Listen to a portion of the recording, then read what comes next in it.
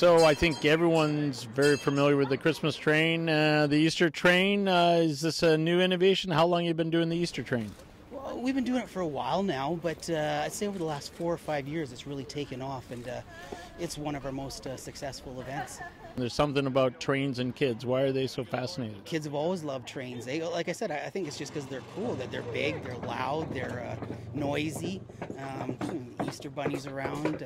Train before? Yes. Yeah? Are you scared of the Easter Bunny? No. No? You're brave. Are you scared of the Easter Bunny? Do you love the Easter Bunny? Yes. Yeah? How about you? Yes. Yes.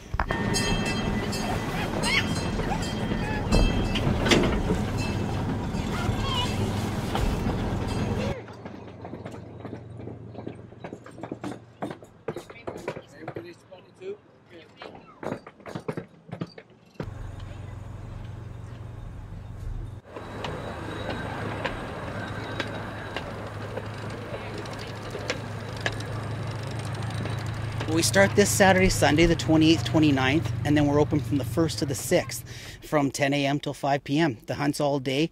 The train's covered as well. If it's raining for the hunt, we can move it inside.